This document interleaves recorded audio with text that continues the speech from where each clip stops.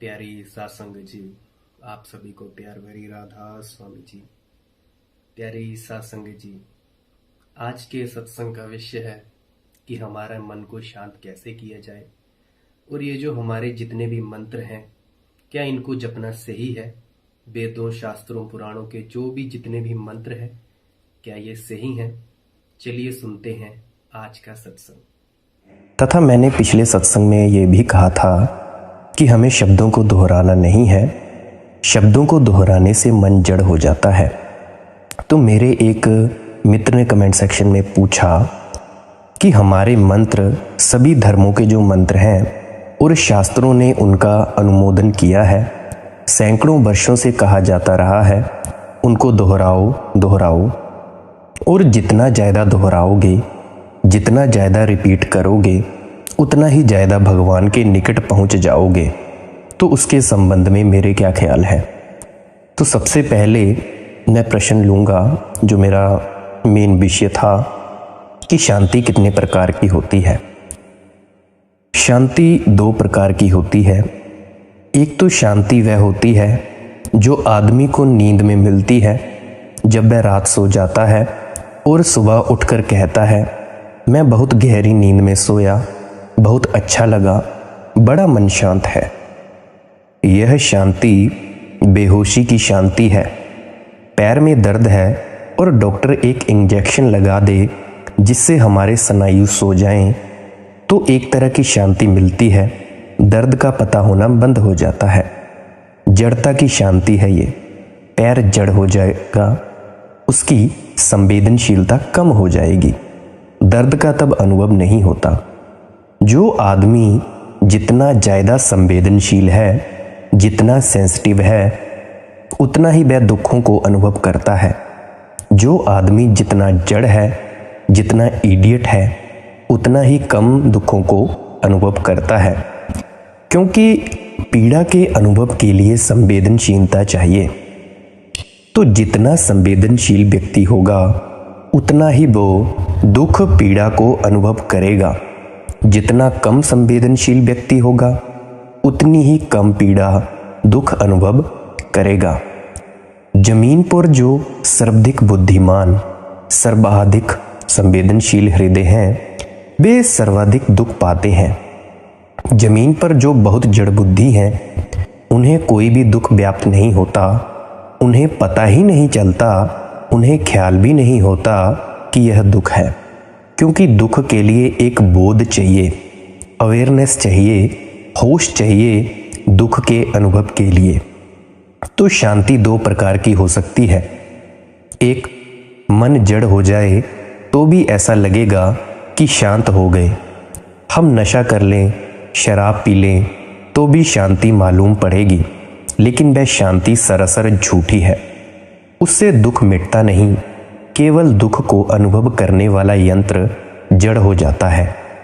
दुख को अनुभव करने वाला यंत्र जड़ हो जाए, इससे दुख नहीं मिटता, इससे केवल दुख भूल जाता है। तो कितनी देर भुलाइएगा? भुलाने के कई रास्ते हैं, शारीरिक रास्ते हैं और मानसिक रास्ते हैं। शारीरिक रास्ते तो ये हैं, एक आदमी शराब पी लेता है, एक आदमी नाचने लगता है, नाचने में पागल हो जाता है, एक आदमी मैस्कलीन का इंजेक्शन लगवा लेता है, या और नए नए ड्रग्स हैं, LSD और जमाने भर के ड्रग्स हैं, उनको ले लेता है। कुछ घंटों के लिए उसकी सारी जो दुख को अनुभव की क्षमता है वह खत्म हो जाती है, और कुछ देर बाद फिर वापस लौट आएगी। दुनिया में लोग शराब व्यर्थ ही नहीं पीते रहे हैं। सारी दुनिया पर नए नए ढंग के इंटॉक्सिकेंट ऐसे ही इजाद नहीं होते रहे हैं। कोई मनुष्य की बहुत गहरी ज़रूरत है जिसको वे पूरा करते रहे हैं। वह ज़रूरत यह है कि दुख का पता न चले। तो जड़ता, कोई भी तरह की जड़ता और बेहोशी आ जाए तो हमें दुख का पता नहीं चलेगा। जो लोग शराब नहीं पीना चाहते, इंजेक्शन नहीं लगवाना चाहते, उनके लिए और भी सरल रास्ते हैं। वे किसी शब्द को और मंत्र को निरंतर उच्चारण करें, रिपीट करें, उससे भी मन हमारा जड़ हो जाता है। कोई भी चीज़ की बार बार पुनरुक्ति करने से चित्त पर बोर्डम पैदा होता है, डलनेस पैदा होती है। अगर मैं यहाँ बैठकर बोल रहा हूँ और एक ही बात घंटे भर तक बोले चला जाऊँ तो आपके मन पर क्या प्रतिक्रिया होगी? आप में से बहुत से लोग तो सो जाएंगे, जैसा अधिकतर लोग सभाओं में सोते रहते हैं, खासकर धार्मिक सभाओं में, क्योंकि वहाँ बेही बातें दोहराई जाती हैं जो हजारों बार दोहराई गई हैं, तो सभी लोग सो जाते हैं। बोलने वाला सोचता होगा कि यह सोने वालों का कसूर है, यह बोलने वाले का कसूर है। वह इस बात की बातें बोल रहा है जिनसे बोर्डम पैदा होती है। वह इस बात को रिपीट कर रहा है कुछ बातों को, उनसे लोग ऊब जाते हैं और ऊब से नींद पैदा होती है। उसमें जो बहुत सचेतन लोग होंगे वे उठकर चले जाएंगे, क्योंकि यह तो जड़ता की बात हो गई। और इसीलिए जीवन आदमी और इसीलिए हमारा जो जवान आदमी है धार्मिक सभाओं में दिखाई नहीं पड़ते, अभी उन्हें जिंदगी है। बूढ़े आदमी दिखाई पड़ते हैं सभाओं में। बूढ़े आदमी मौत की तरफ सरक रहे हैं, वे जड़ता की तरफ सरक रहे हैं। उनको कोई भी जड़ता प्रतिकार लगती है। जवान को जड़ता मुश्किल मालूम पड़ती है कि वे वहां बैठे रहें, और अगर बिल्कुल छोटे बच्चे बिठा दिए गए हों तो वे तो बिल्कुल ही नहीं बैठेंगे। अभी वे बहुत जीवंत हैं, अभी वे जड़ होने को राजी नहीं। अभी जिंदगी उनमें बड़ा प्रवाह ले रही है, अभी जिंदगी उनमें खड़ी हो रही है, तो उन्हें जड़ता की कोई बात अपील नहीं करेगी। इसीलिए तो सारी दुनिया में धर्म से बच्चों और जवानों का संबंध टूट गया, सिर्फ बूढ़ों का ही संबंध रह गया। यह इस बात की सूचना है कि जिस धर्म को बार बार दोहरा रहे हैं वह किसी न किसी रूप से जड़ता का पक्षपाती होगा, और वह जीवन का पक्षपाती होगा, तो बच्चे और जवान उसमें निश्चित ही उत्सुक होते। लेकिन यह जो रिपीटिशन है, यह जो बार बार दोहराना है किन्हीं बातों का, यह एक तरह की राहत, एक तरह की शांति लाता है। और वह शांति इस बात की है, अगर आप राम राम राम राम घंटे भर तक कहते रहें, मन ऊब जाता है, जो कि मन का स्वभाव है। मन जागता है नए से, नई चीज हो तो जागता है। पुरानी पुरानी बात तो मन को जगाने का कोई कारण नहीं रह जाता, वह सो जाता है। उससे जो तंद्रा पैदा होती है उसको लोग शांति समझते हैं। उससे जो निद्रा पैदा होती है, जिसको योग निद्रा कहते हैं, वह शांति नहीं है, वह केवल सो जाना है। वह ऑटो हिप्नोसिस है, वह आत्म सम्मोहन है, वह एक तरह की नींद है जो हम इजाद कर रहे हैं। अगर आपको नींद ना आती हो तो राम राम का जप बड़ा लाभ पहुंचा सकता है, कोई भी मंत्र का जाप लाभ पहुंचा सकता है, लेकिन नींद ना आना सत्य को जान लेना नहीं है। नींद आ जाना शांति को पा लेना नहीं है।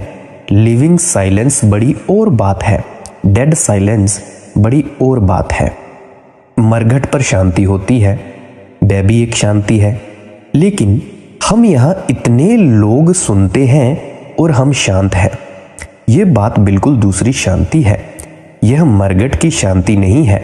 अगर हम किसी सत्संग में बैठें और सामने वाला इंसान कोई एक अच्छी सी नई सी बात बताता हो, जैसा आप सभी अभी YouTube की वीडियो में मेरी बात सुन रहे होंगे, तो ये शांति दूसरी बात है। आप जिंदा लोग होंगे, जीवंत लोग बैठे होंगे, जहां भी आप कमरे में या कुछ भी काम कर रहे होंगे, ये शांति कुछ और बात है। बुद्ध का एक बार वैशाली के पास आना हुआ। 10,000 भिक्षु उनके साथ थे। गांव के बाहर उन्होंने डेरा डाला। वैशाली का नरेश भी उत्सुक हुआ देखने को बुद्ध आए हैं। 10,000 भिक्षु उनके साथ आए हैं। कैसा ये आदमी है जिसने राज्य छोड़ दिया, जो सम्राट से सड़क पर भिखारी हो गया, कैसा ये आदमी है। तो ये नरेश ने भी अपने मंत्रियों से कहा कि मुझे दिखाने ले चलो, मैं चलना चाहूंगा। एक संध्या वह वैशाली के बाहर गया। उसने अपने मंत्रियों से पूछा कितनी दूर है। रथ पास आ गया था, वृक्षों का घना झुरमुट था। मंत्रियों ने कहा इन्हीं वृक्षों के उस पार, बस हम निकट ही हैं। 10 कदम के बाद वह नरेश संदेह से भर गया। उसने कहा तुम कहते थे 10,000 भिक्षु उनके साथ है और यहाँ तो बिल्कुल सन्नाटा है। उसने अपनी तलवार निकाल ली। उसने कहा, मालूम होता है कोई धोखा दिया जाता है मुझे। तुम मुझे यहाँ ले आए हो ऐसे ही धोखे से। 10,000 लोग जहाँ हों वहाँ 10 कदम के फासले पर इतना सन्नाटा। उसके मंत्रियों ने कहा, आप परेशान ना हो, उन लोगों को आप नहीं जानते। वे जीते जी शांत हो गए हैं। वहाँ कोई आवाज नहीं है, वहाँ कोई बातचीत नहीं हो रही। नरेश डर गया, डरा हुआ, तलवार नंगी हाथ में लिए हुए। डर था उसे कि पता नहीं क्या खतरा हो जाए। 10,000 लोग जहाँ हों वहाँ इतनी शांत कल्पनातीत थी। वहाँ जाकर उसने देखा वहाँ तो पूरी बस्ती है 10,000 लोगों की। उसने बुद्ध से जाकर पूछा, बड़े अजीब लोग मालूम होते हैं ये जिंदा है या मुर्दा? ये ना कोई बात कर रहे हैं, ना कोई चीत, ना यहाँ कोई शोरगुल है, ना कोई आवाज। 10,000 लोग चुपचाप बैठे हैं। बुद्ध ने कहा, तुमने केवल मुर्दा शांति को ही जाना है, इसीलिए तुम्हें शक पैदा होता है। कहीं ये लोग मुर्दा तो नहीं? तुमने केवल मरघटों पर जो शांति होती है उसको जाना है। हम उस शांति की खोज में हैं जो जिंदा आदमी को मिलती है, जीवित मन को मिलती है। मैं उस शांति की बात कर रहा हूं जो मन को मुर्दा ना करे, डेड ना करे, मन को डल ना करे, शिथिल ना कर दे, बल्कि मन को इतना सचेतन से भर दे, इतनी अवेयरनेस से, इतने होश से, इतने जीवंत शक्ति से कि वह जीवंत शक्ति के कारण शांत हो जाए।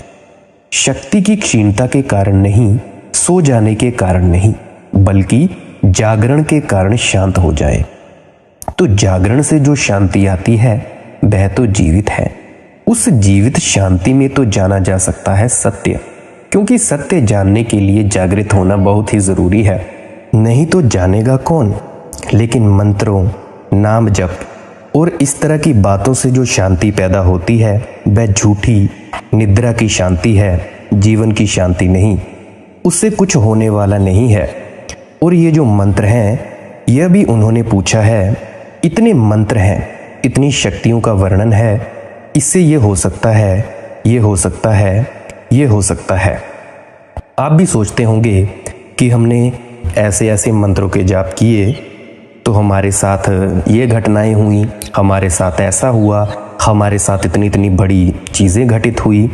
तो बड़ा एक षड्यंत्र आदमी के साथ चलता रहा है, एक बड़ी कॉन्स्पिरेसी चलती रही है। और वह षड्यंत्र यह है जो मैं एक छोटी सी कहानी से आपको कहूँ। एक मस्जिद के बाहर एक मुल्ला सुबह खड़े होकर पत्थर फेंक रहा था। गांव का राजा वहां से निकला। उसने उस मुल्ला को पूछा कि मेरे मित्र, ये पत्थर किस लिए फेंक रहे हो? उस मुल्ला ने कहा, ताकि शेर, चीते, जंगली जानवर यहाँ राजधानी में न आ सकें, इसीलिए पत्थर फेंक रहा हूँ। वह राजा बहुत हैरान हुआ। उसने कहा कि मैंने आज तक ना तो यहाँ शेर देखे, ना चीते देखे, तो तुम फिजूल पत्थर फेंक रहे हो। वह मुल्ला क्या बोला? वह बोला कि तुम्हें पता ही नहीं है राजन, मेरे पत्थर फेंकने की वजह से ही तो शेर और चीते यहाँ नहीं आते हैं। तुम सोचते हो शेर चीते नहीं हैं, और मेरे पत्थर फेंकने की वजह से वे नहीं आते हैं। अभी कुछ समय पहले 8 ग्रह इकट्ठे हो गए थे और सारा मुल्क दीवाना हो गया सारी दुनिया को बचाने के लिए। और ना मालूम किस किस तरह की बेवकूफ़ियाँ हमने की। अभी भी हमारा कोरोना काल चल रहा है, तो हमने अभी मंत्र उच्चारण करके उनको ठीक क्यों नहीं किया? अगर ये ठीक नहीं किया तो समझ लेना ये बहुत बड़ा षड्यंत्र है मंत्र जाप करने का। ये सारे मंत्र उन भूत प्रेतों को भगाते हैं जो है ही नहीं। पहले हमें ये विश्वास दिला दिया जाता है कि भूत प्रेत हैं। पहले हमें ये विश्वास दिला दिया जाता है कि ये फियर, ये घबराहट है, जहां हम उससे भयभीत हो जाते हैं। तो उनको दूर करने के लिए मंत्र बता दिया जाता है। निश्चित ही भय दूर जाएंगे उन मंत्रों से, क्योंकि भय तो थे ही नहीं। कहावत है एक, फेक कैन मूव माउंटेन्स। कहावत है, विश्वास पहाड़ों को हटा सकता है, लेकिन केवल ऐसे पहाड़ों को जो काल्पनिक हों, सच्चे पहाड़ों को आज तक किसी विश्वास ने ना तो हटाया है और ना हटा सकता है। हाँ, झूठे पहाड़ हटाए जा सकते हैं और झूठे पहाड़ समझाए जा सकते हैं कि हैं। हम इतने नासमझ हैं कि हम हजारों झूठी बातों पर हजारों वर्षों से विश्वास करते रहे हैं और आज भी हमारी नासमझी का कोई अंत नहीं हुआ। आज भी हम विश्वास करते हैं उनको हटाया जा सकता है, क्योंकि वे है ही नहीं। जो बीमारियां नहीं हैं वे मंत्रों से दूर की जा सकती हैं। जिन सांपों में जहर ही नहीं होता वे मंत्रों से उतर जाते हैं। हिंदुस्तान में 97% सांपों में कोई जहर नहीं होता, केवल 3% सांपों में जहर होता है। 100 आदमियों को सांप काटे, 97 के मरने का कोई कारण नहीं है, सिवाय इसके कि वे भय से ना मर जाएं। तो 97 मौकों पर तो मंत्र काम कर ही जाएगा। ये हो सकता था कि मंत्र ना होता तो वे आदमी मर जाते, क्योंकि दुनिया में बीमारी से कम लोग मरते हैं, भय से ज़्यादा लोग मरते हैं। सांप ने काट खाया, ये बात मारने वाली हो जाती है, चाहे सांप में कोई जहर हो या ना हो।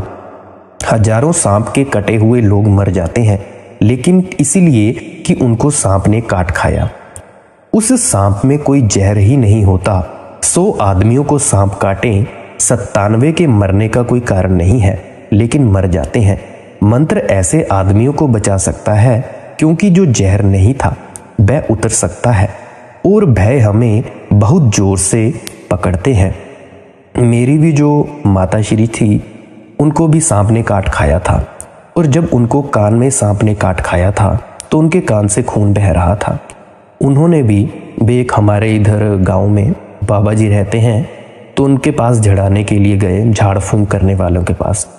तो 15 से 20 मिनट तक उनको कुछ नहीं हुआ, क्योंकि उस सांप ने उनको सच में काटा था और वो जहरीला सांप था। और तब उनको, मेरी माता को, जल्दी से हॉस्पिटल ले जाया गया और तब वो 3 दिन के बाद ठीक होकर वापस लौटी। मैंने एक कहानी सुनी है। एक राजधानी के बाहर एक फकीर रहता था। एक दिन सुबह सुबह उसने देखा एक बहुत बड़ी काली छाया नगर की तरफ भागी चली आ रही है। उसने उस काली छाया से पूछा कि तुम कौन हो? उस काली छाया ने कहा कि मैं प्लेग हूँ। फकीर ने पूछा किस लिए जा रही हो नगर में? उसने कहा कि मुझे 1000 लोगों के प्राण लेने हैं। वह छाया नगर में चली गई। 3 महीने बीत गए, उस फकीर ने उस जगह को न छोड़ा, क्योंकि 3 महीने में कोई 10,000 आदमी मर गए उस गांव के। उसने कहा कि लौटते हुए प्लेग से पूछ लूं कि मुझसे झूठ बोलने की क्या वजह थी। 3 महीने बाद वह प्लेग की काली छाया वापस लौटी तो उस फकीर ने टोका और उससे कहा कि हद हो गई, मुझसे झूठ बोलने का क्या कारण था? तुमने तो कहा था 1000 लोगों के प्राण लेने हैं और 10,000 लोग मर गए। तब उस प्लेग ने कहा, मैंने तो 1000 मारे, बाकी भय से मर गए, डर से मर गए। मेरा उसमें कोई कसूर नहीं। बाकी 9000 आदमी अपने आप घबराहट से मर गए, उनको मैंने नहीं मारा। इन 9000 आदमियों पर मंत्रों का उपयोग हो सकता था, ये बच सकते थे, इनको कोई बीमारी ही नहीं थी। आज भी जैसे कोरोना चल रहा है तो अधिकांश लोगों को कोरोना मार ही नहीं सकता, क्योंकि उनको उस बीमारी ने पकड़ा ही नहीं है। ये जो सारे मंत्र हैं जो हमें शक्तिशाली मालूम होते हैं, मंत्र शक्तिशाली नहीं है। हमारा मन कमजोर है, भयभीत है। इसीलिए अगर मन को किसी भी बात से बल दिया जा सके, ताकत दी जा सके तो फर्क पड़ जाता है। और अगर हमको किसी दिन ये बात ठीक ठीक समझ में आ गई तो मंत्रों को बीच में लेने की कोई ज़रूरत नहीं है। हम अपने आत्मबल को, अपने मन के बल को बिना किसी मंत्र के सहारे के नहीं खड़ा कर सकते हैं। मंत्र से उसका कोई संबंध नहीं है, संबंध है मेरे भीतर, मेरे अपने बल का।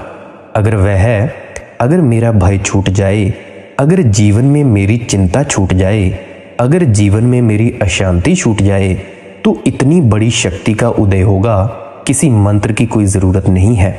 ये कमज़ोर आदमी का शोषण है। कमज़ोर है आदमी बहुत, और धर्मों ने, पुरोहितों ने उसे मजबूत तो नहीं बनाया, उल्टे और कमज़ोर कर दिया। उल्टे और भयभीत कर दिया। उसे ऐसे भय दे दिए जिनकी कोई जगह, कोई गुंजाइश नहीं है, जिनकी सच्चाई में कहीं कोई असलियत नहीं है। जमीन के भय हैं, नरक के भय हैं, स्वर्ग के भय हैं और न मालूम कितने कितने काल्पनिक भय हैं। और उन काल्पनिक भय के भीतर घिरा हुआ आदमी है। इस आदमी को बल चाहिए, इसको कोई भी नासमझी पकड़ा दे। अगर इसे ऐसा लगे कि हाँ मेरी थोड़ी हिम्मत बढ़ती है, तो हिम्मत तो अंधेरे में आप जा रहे हों। अगर जोर से फिल्म का गाना भी गाने लगे तो बढ़ जाती है। अगर अंधेरी गली से निकल रहे हों और सीटी बजाने लगे तो भी हिम्मत बढ़ जाती है। कुछ भी करने लगे तो हिम्मत बढ़ जाती है, क्योंकि करने में आप भय को भूल जाते हैं, डर को भूल जाते हैं। क्योंकि मन एक ही साथ दो काम नहीं कर सकता। ये तो फिल्मी गाना गा सकता है या भयभीत हो सकता है। अगर अंधेरी गली से निकल रहे हों और जोर से फिल्म का गाना गाने लगें तो मन फिल्म का गाना गाने लगा, भयभीत कौन होगा? उतनी देर के लिए भय बंद हो जाएगा। तो चाहे फिल्मी गाना गा लें, चाहे राम राम जप लें, चाहे नमोकार जप लें, चाहे कुछ और कर लें, लेकिन उससे कोई जीवन में क्रांति नहीं होती और ना परिवर्तन होता है। बल्कि जो कौमें और जो लोग इस तरह के झूठे विज्ञानों में, इस तरह की शूडो साइंसेस में फंस जाते हैं, उन मुल्कों में असली विज्ञान का जन्म ही नहीं हो पाता।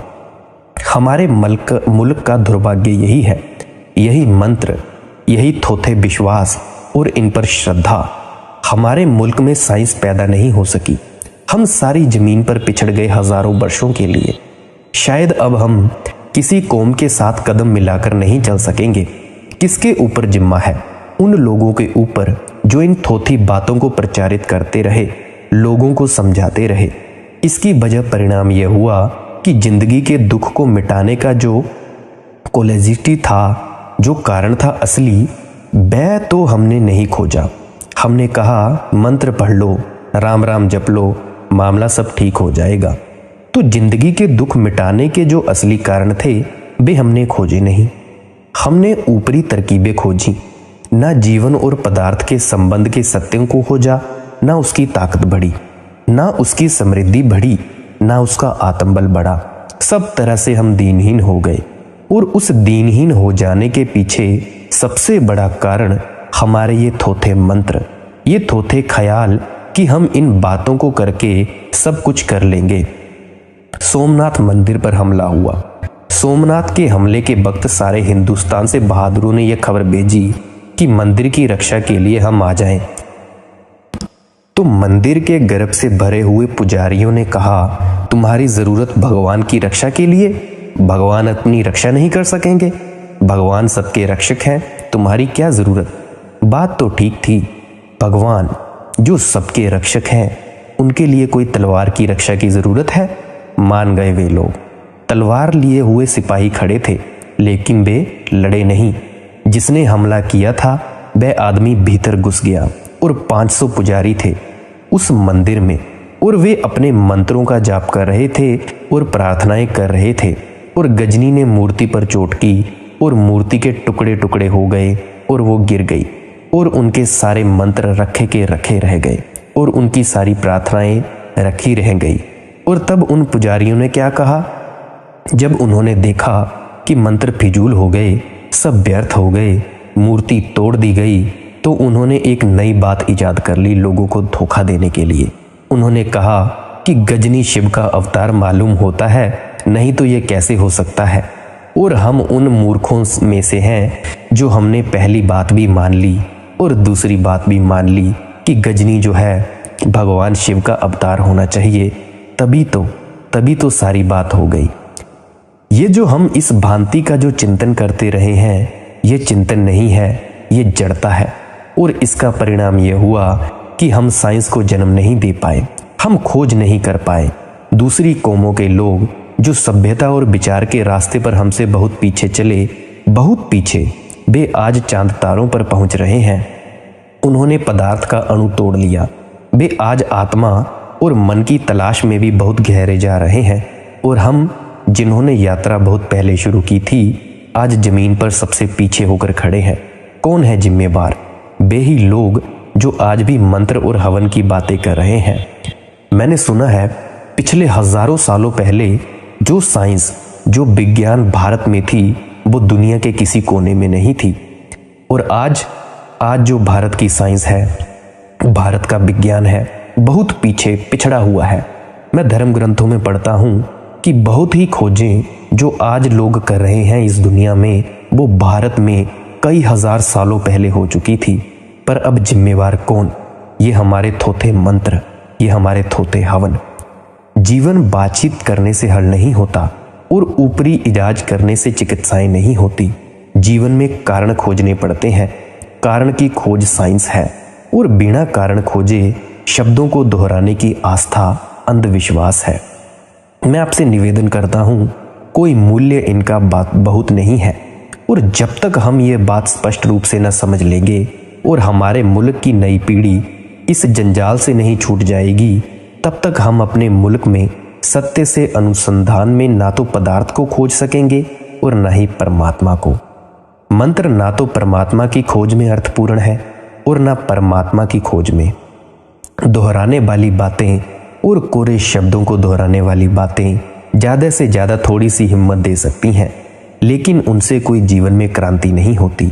और जितने जल्दी हम इस बात को समझ लें उतना अच्छा है, नहीं तो शायद हमारे दुर्भाग्य के मिटने के रास्ते भी बंद हो जाएंगे, समय भी खो जाएगा और हम अपने दुर्भाग्य को पहुंचने के सारे उपाय अपने हाथ से ही तोड़ देंगे।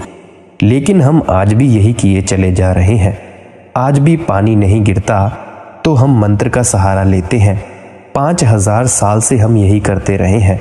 5000 साल से हम यही करते रहे हैं कि जो हमसे न बन सके उसमें हम मंत्र का सहारा ले लेते हैं। बीमारी हो तो मंत्र, पानी न गिरे तो मंत्र, आदमी मरता हो तो मंत्र, अनाज पैदा ना हो तो मंत्र।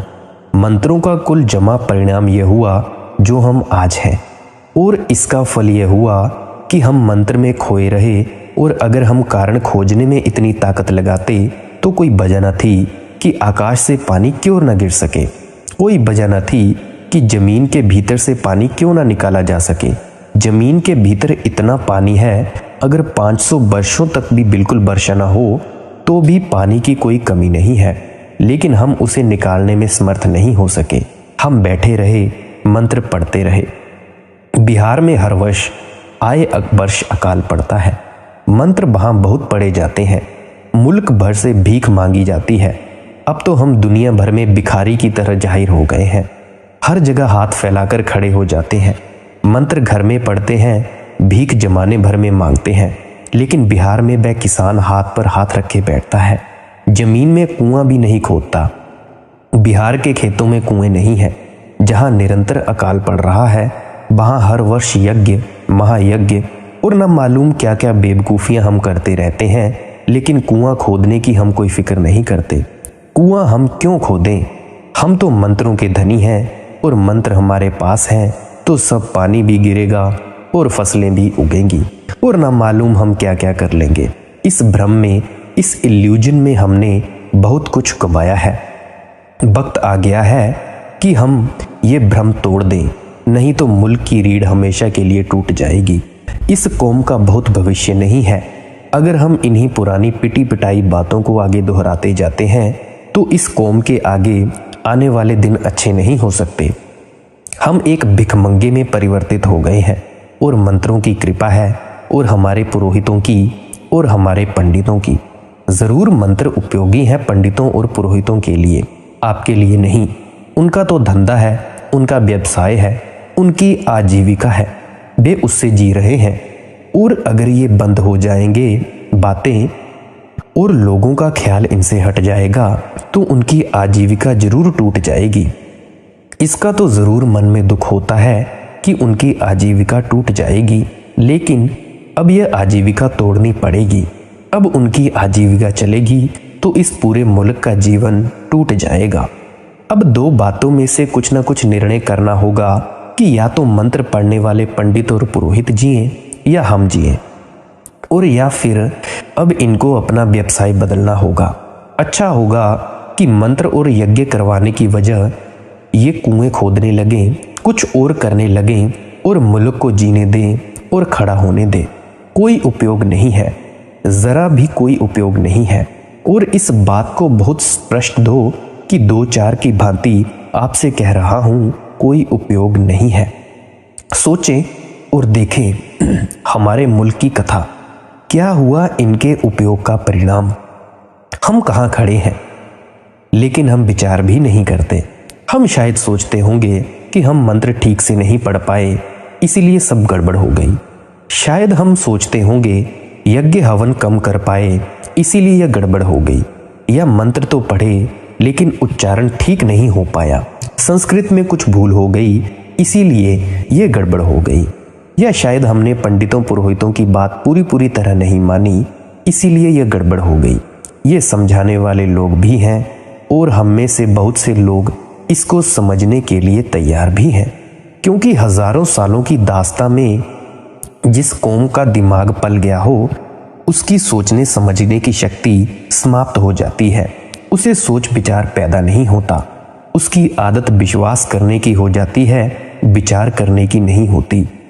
मैं आपसे निवेदन करूंगा, विश्वास बहुत किया जा चुका, विचार करिएगा या नहीं। बहुत हो चुका विश्वास, बिलीफ पर हम बहुत जी चुके। अब विचार करिएगा या नहीं। चहुमुखी विचार की जरूरत है, सर्वांगीण विचार की जरूरत है। पदार्थ के संबंध में, जीवन के संबंध में, परमात्मा के संबंध में विवेक की जरूरत है, असली खोज की जरूरत है।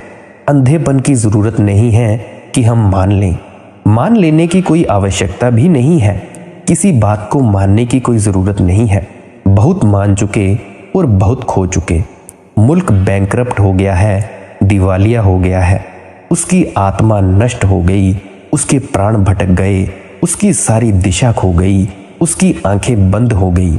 लेकिन फिर भी हम दोहराए जा रहे हैं।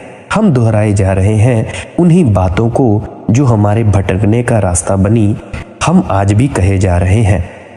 जरूरत आ गई है कि इस सारी थोथी परंपरा, इस सारी रूढ़ी, इस सारे अंधे चिंतन से देश मुक्त हो जाए। और मैं आपसे कहता हूं कि उस भांति होने से मुल्क अधार्मिक नहीं हो जाएगा। अधार्मिक अभी है। विश्वासी व्यक्ति अंधा होता है। अंधा आदमी कभी धार्मिक नहीं होता। धार्मिक तो बहुत खुली हुई आंखों वाला आदमी होता है। विचार अधर्म में नहीं ले जाता। विचार तो जितना तीव्र और गहरा और जितना प्रवेश करने वाला होता है, उतना ही ज्यादा धर्म में ले जाता है। तो विचार की क्रांति अगर आए तो इससे घबराने की जरूरत नहीं कि अधार्मिक हो जाएंगे, लोग भटक जाएंगे। मैं आपसे कहता हूं, लोग भटके हुए हैं, अब और भटकने की कोई गुंजाइश नहीं है। और यह भी ख्याल रखें कि जितना जितना विचार की सामर्थ्य पैदा होती है, सोच पैदा होती है, जीवन को कसने और परखने की हिम्मत और विश्लेषण करने की हिम्मत पैदा होती है, संदेह करने की पैदा हिम्मत होती है, उतना ही उतना भीतर प्राणों का साहस बढ़ता है, आत्मा बलवान होती है। जो लोग कभी संदेह ही नहीं करते, उनकी आत्मा कमजोर और कमजोर ना हो जाएगी तो और क्या होगा। इतनी थोड़ी सी बातें मैंने आपसे कही, और अगर आपके कुछ प्रश्न हो तो आप कमेंट सेक्शन में पूछ सकते हैं। मेरे दृष्टिकोण आपके सामने रख दिया है अपना। यह दृष्टिकोण विश्वास कर लेने के लिए नहीं है। मैंने जो भी बातें कही उन पर विश्वास कर लेने की कोई ज़रूरत नहीं है। मैं ना तो गुरु हूँ, ना उपदेशक हूँ, ना मुझे यह भ्रम है कि मैं जो बात कहूँ आप उसे मान लें। मैं ये बातें आपके सामने इसीलिए रखी ताकि आप इन पर सोचें, विचार करें। ज़रूरी नहीं कि विचार करने के बाद मेरी बातें आपको सही ही मालूम पड़े, लेकिन एक बात है, अगर आपने विचार किया तो मेरी बातें चाहे आपको गलत मालूम पड़े, लेकिन जितना आप विचार करेंगे उससे आपके भीतर विवेक की शक्ति विकसित होगी और बड़ी होगी। मेरी बातों का कोई मूल्य नहीं है, लेकिन उन पर विचार करने में आपके भीतर विचार की शक्ति विकसित होगी, और यह विचार की शक्ति विकसित हो जाए तो आप खुद ही अपने प्रश्नों के उत्तर पा लेने में समर्थ हो जाएंगे। कोई आदमी आपके प्रश्नों के उत्तर नहीं दे सकता। कोई दूसरा आदमी किसी की प्यास नहीं बुझा सकता। तो मैंने जो बातें कही उन पर खूब संदेह करें, उनका खूब विश्लेषण करें, तोड़े मरोड़े कुछ भी करें। हो सकता है वे सारी बातें गलत हों, तो उन सारी बातों के गलत होने में भी आपको सही की झलक मिलनी शुरू हो जाएगी। और हो सकता है कोई बात उसमें सही हो तो आपको खोजबीन से वह सही आपको दिखाई पड़ जाएगी, और तब उससे मेरा कोई संबंध नहीं होगा। वह सत्य आपका हो जाएगा, और जो सत्य आपका है वही सत्य है। दूसरों के सब सत्य असत्य हैं, आपका सत्य ही सत्य हो सकता है। मेरी इन सब बातों को आपने बड़ी प्रेम और शांति से सुना, उसके लिए मैं आपका बहुत बहुत अनुग्रहित हूँ। और अंत में आपके भीतर परमात्मा को बैठे नमस्कार करता हूँ। राधा स्वामी जी।